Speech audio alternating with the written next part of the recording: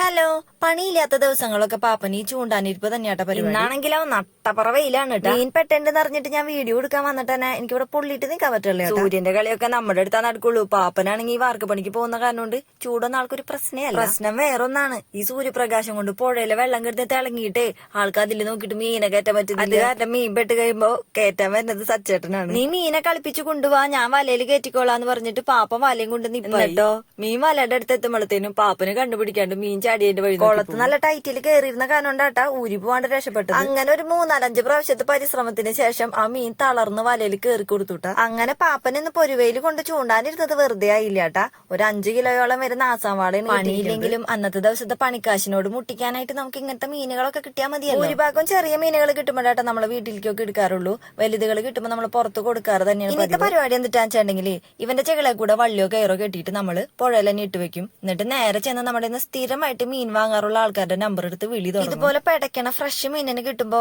ആരെങ്കിലും ഒഴിവാക്കിയാൽ തന്നെ നമ്മൾ അവനെടുത്ത് സെറ്റ്. പൊതുവെ ഈ മീൻ വീഡിയോ ഇടുമ്പോ സ്ഥിരം വരുന്ന ഒരു കമന്റ് ആണ് കേട്ടാ, എന്തിനാ നിങ്ങൾ ഇതിനെ തിരിച്ച് വെള്ളത്തിൽ തന്നെ കെട്ടിയിടുന്നെന്നുള്ളത് അവർക്ക് അറിയാൻ വേണ്ടിട്ട് പറഞ്ഞു എന്ന് മാത്രം. അപ്പൊ ഇതാണ് ഈ കലാപരിപാടിയുടെ ഉദ്ദേശം ട്ടാ. അപ്പൊ വീഡിയോ എല്ലാവർക്കും ഇഷ്ടപ്പെട്ടു എന്ന് വിചാരിക്കുന്നു. വേറെ വീഡിയോ ആയിട്ട് നമുക്ക് വീണ്ടും കാണാട്ടാ. ടാറ്റാ.